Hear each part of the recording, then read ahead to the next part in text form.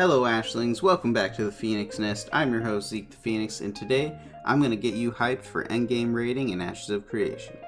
Earlier this month at PAX West, I had the privilege to go to the Ashes of Creation PAX panel, as well as the meet and greet with the devs later that night. At the panel, I had the pleasure of meeting some of the main devs for Ashes of Creation: Steven, Jeff, Peter, Matt, Bacon, and Akil. I also got to meet some content creators from the Ashes community like Daedalus, Steven, and Beaksy, among others. At the meet and greet, we grilled the devs for information on many topics, but me being part of a hardcore raiding guild, my members had a great deal of raiding and mechanic related questions for them. I got a ton of great information, but I received some tidbits that should please many of the more hardcore and semi-hardcore crowd with what I learned. So first off, one of the interesting goals I was told by Jeff was that they intend to have multiple rating tiers based on group size, similar to EQ2. The group sizes are factors of 8. For dungeons and other open world content, the base party size will be 8, then for raids there will be 4 tiers: 16, 24, 32, and finally 40 man. This way, all types of raiders from casual to hardcore will have content to strive for. Having multiple tiers is exciting as it creates goals for everyone and also gates people who can't handle the larger group's time and coordination requirements, really setting stronger guilds apart from the rest. Next is the exciting news of how tanks will function.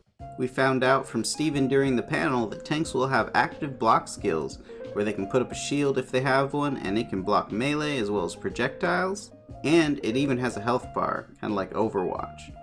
Jeff was telling me how they don't want tanks to be unkillable taunt machines, and that they want good tanks to be able to prove themselves through skill, protecting their teammates by jumping in front of big damage, and sacrificing themselves for their whole raid. You won't be tanking bosses against a wall and just popping cooldowns. You'll need to actively be aware of your surroundings and what the boss is doing.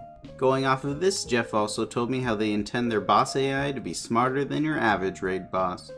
They will be actively trying to outwit you by reacting to the situation on the battlefield, not just smacking the tank and going through phases at a predictable rate.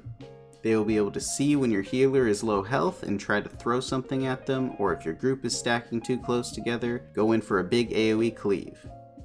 When I asked him to compare the AI to a current game, I listed a few games off, and the one he said had the ideal intelligence for a typical raid boss in Ashes is Monster Hunter World. The bosses won't be using obvious, big colored telegraphs like in games like WildStar, Final Fantasy XIV, or Guild Wars 2.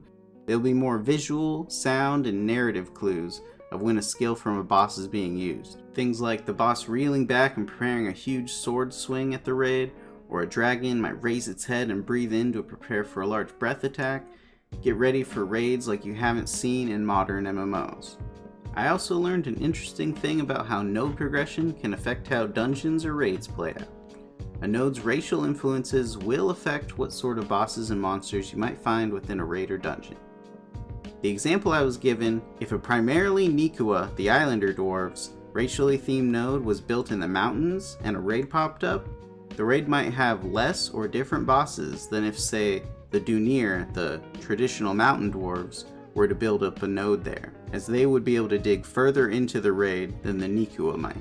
This opens up huge possibilities that extend even further if you add in the fact that weather and even what classes you bring to that raid can influence what bosses you may fight within a raid. The final and most promising leak I was given by Jeff is that Intrepid intends world bosses to be huge server-wide events that the world will have to band together and solve how and why a world boss spawned, as well as non-combat methods of combating the world boss. Rather than how other games just have everyone tank and spank the world boss, coordination and cooperation will be required in order to defeat one of these epic world event bosses. Expect Intrepid to have you think outside the box to end these cataclysmic world events. You'll have to solve mysteries, locate objects, discover lore, and many other non-combat tasks. After hours of speaking to all the devs in person, I'm more sure than ever this game will be able to live up to the hype. I hope you're as excited as I am about all the possibilities that may come throughout the development of the raids, and as hyped as I am, I also advise taking everything with a grain of salt, as plans sometimes change, especially in MMOs. I'm not worried though. If anyone can do it, Intrepid can. As some of you may have heard, the Alpha 1 Part 1 testing phase has begun with a stress test.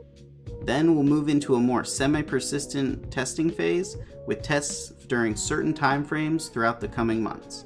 The current build is Battle Royale mode and action combat only.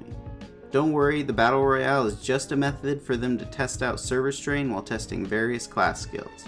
The PvE testing phase will start in Alpha 1 Part 2 coming up in early Q2 of next year. Keep an eye out for my streams on Twitch of me playing in the Alpha 1 with my guildies. My Twitch is Phoenix Zeke. I'll also be making guides once classes come into play, as right now the Battle Royale mode is classless. That's about all we have time for today. Don't forget to like, subscribe, and share this video. This has been your host ZekethePhoenix, and I'll see you when you return to the nest.